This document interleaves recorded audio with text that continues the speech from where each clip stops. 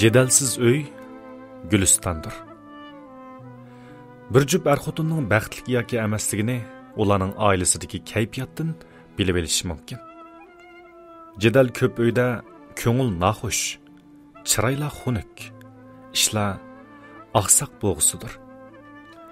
Shundoq oilami borki, hech qancha tutamga chiqmaydigan ishlar sababidan jangi jidal chiqarib, uyni beshiga kiydi. Chini qachlarni etishib, ishkab jozlarni o'rishib, tatilishib, mushlashib, oilani vayron qilishga urindi. Bundaq oilada o'sgan farzandning jur'ati ojiz, yuragi zedi cho'ng bo'ladi. Jur'ati yo'q, yuragi ojiz odamning hayotimi toza ko'ngillik bo'lmaydi. Urilib so'qilib yashaydi. Albatta, bir uyda qazon qo'mish taraqlamaydi degili bo'lmaydi. Ammo bo'la bo'lmas ishlarga qazon qo'mishlarning taraqlab yerishi, vaqirash-jaqirashlarning boshlanaverishi hojat emas. Balkim bir tarafning bir ig'iz gapni qo'yib berishi yoki bir qitimliq tatliq gapi, yiqimliq kulkisi. Qiziqarliq chaqchig'i yuz bermoqchi bo'lgan jadalni azaytishi mumkin. Ko'pincha jadalning gap talishdan boshlanishi hargiz sir emas. Gap talishda tang turman deyishning oxiri jadaldir. Er-xotinchilik degan bir necha kunlik hayot emas. Uni jadal majra bilan o'tkizsimi, kulki chaqchaq bilan o'tkizsimi, o'tkizmay amal yo'q. Shundoq bo'lgankan, jadalni azaytib, bir kun bo'lsimi ko'ngillik yashash uchun tirishchanlik ko'rsatish arziydigan ishdir. Oilda jadalning kelib chiqishiga sabab bo'ladigan ishlar nihoyatda ko'p bo'lsin, ammo shularning ichidagi eng muhim o'rinda turdig'ini ayollarning javildaqligi, beshamligi bilan erlarning lavziligi, mijozining tayini yo'qligi bo'lsa kerak. Bizning shundoq ayollarimiz borki, 5 minut ig'izi yumilib qolsa, ichi pushib qoladi. Bir ig'iz gapni qaytlab takrorlab beradi. Muloyimlik bilan aytishqimi bo'ladigan gapni javildaqlik bilan, bir ig'iz so'z bilan tushundirgili bo'ladigan gapni 10 ig'iz bilan aytadi. Shuning bilan oilaning kayfiyati buzilishga boshlaydi. Yana ba'zida gapning o'ngini ta'tur, yaxshisini yomon tushunib oldida, chapini ta'tur kiyibla qo'pib ketdi. Shuning bilan bu oiladagi ermi o'rinsiz jadalni tang boshlashga majbur bo'ladi. Qaraydigan bo'lsak, yana bizning bir qism erlarimizmi borki, so'zning tutami yo'q. Anglag'uchining g'idig'ini keltirdigan, ichini pushirdigan gaplarni qilib yuriydi. Bundaq erning gaplariga shu ayollar chidab o'tdiki, siz 1-2 soat paranglashib qolsangiz. Yana mushkil erlar bilan 1-2 soat paranglashib qolib qolsak, bizarlik tuyg'usi ichida jilib qolamiz. Ammo bundaq erning qo'liga tushgan ayolning holiga haqiqatan voy. O chidaydi, chidab o'tishi kerak. Chunki ularning o'rtasida muqaddas nikoh bor, suyumli farzand bor. Ammo buningdan yomoni borki, u bo'lsa mijozning tayini yo'q erlardir. Bundaq erlar bilan bir umr yashash nihoyatda azobli bir jarayon. Chunki mijozning tayini yo'q erlar yolg'onni aytishdan nomus qilmaydi. Vijdonni setishdan uyat qilmaydi. O'zining nemini qilib, nemini da'vatqanligini, qilayotganligi bilan ortiqcha hisoblashmaydi. May sharab ichib, maslikda baslishish, axloqqa yot qilmishlar bilan shug'ullanish ularga nisbatan odatdagi ish.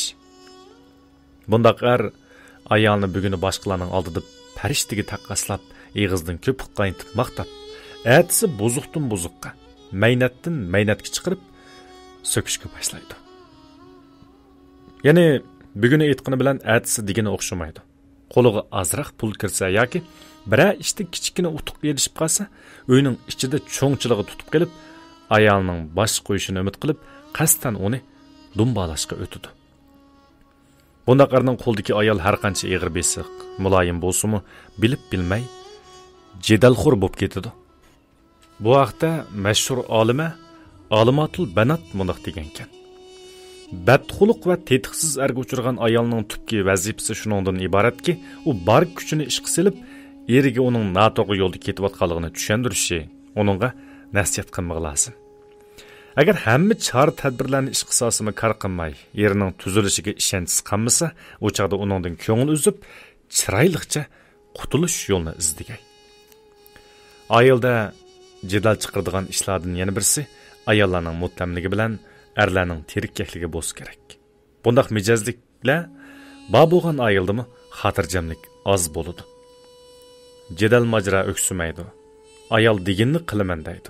Er bo'lsa kichikina ishlarimi vaqirab chaqirab g'azablanib yuradi. Buning bilan ayilning illiqligi tugab, zimiston qo'yniga g'arq bo'ladi. Oila bir 2 kunlik makon emas. Aksicha bir umr yashaydigan dargohdir. Oila bir 2 kunlik makon emas. Aksicha bir umr yashaydigan dargohdir. İnsonga bu dunyoga faqat birlik etim yarilish fursati berilgan.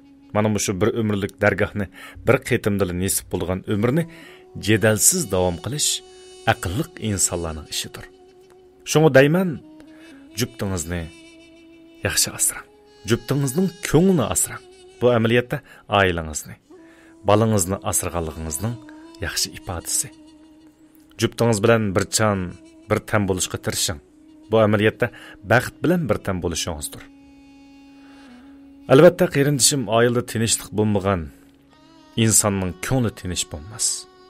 Oilada tinchlik bo'lmagan insonning ko'ngli tinch bo'lmas. Ishlarda ilgirlash bo'lmas. Baxtida tam bo'lmas. Shunga oildagi umringizga jidalsiz yashash mangu odam bo'lsin. Xo'sh, qadrli tanishraman do'stlar. Bugungi ovozliq sunumni olgandan keyin balkim sizlar o'zinglarninki hozirgi oila ahvoli qarta qaytavashdan bir o'ylangan bo'lishinglar mumkin. Qaraydigan bo'lsak, ba'zi oilalarning aytib tinch xotirjam, yana ba'zi oilalar tinchsiz, jidal majra o'ksumaydi. Ayolninki top tanlari o'ksumaydi. Dodininki o'ktamligi o'ksumaydi. Hamda bu to'g'risida, bo'libmi shu inoq oila to'g'risida, inoq oila qurish to'g'risida nurg'ulg'an ba'zi nasihatlar aytilgan bo'ldi. Nurg'ulg'an she'r qo'shiqlar to'qilgan bo'ldi. Bu to'g'risida nurg'ulg'an dostonlar yozilgan bo'ldi. Hamda hozirgi jamiyatimizga qaraydigan bo'lsak, har xil obyektiv va subyektiv sabablar tufayli bir oilninki qo'lliq, ya'ni yetakchi o'rinda turayotgan dadalar o'zininki erlik majburiyatini yaxshi ado qilmaydigan, ayollar bo'lsa o'zininki ayollik ham onlik majburiyatini yaxshi ado qilmaydigan ahvollar xila adab qoldi deyishga bo'ladi.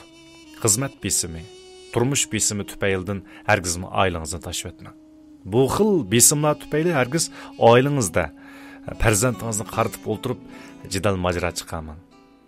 Qattiq qo'pol so'zlarni ishlatmang.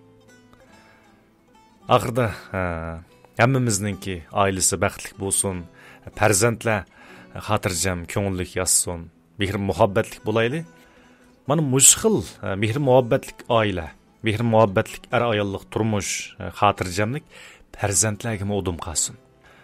Odam ko'giniga ishindi deydi. Masalan, siz uyda kunda jidal majra qilasiz, er ayollar to'xtamay so'qsiz, ursiz.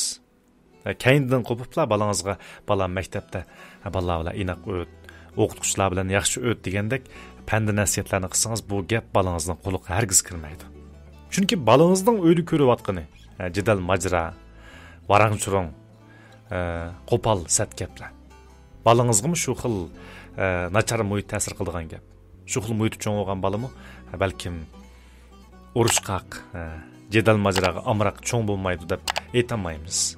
Shuning uchun o'zimizning shu inoq oilasini qo'g'dab qelish uchun, shu inoq bir turmushning uzun muddat davom qilishi uchun ikki ig'iz gapdan qolayli.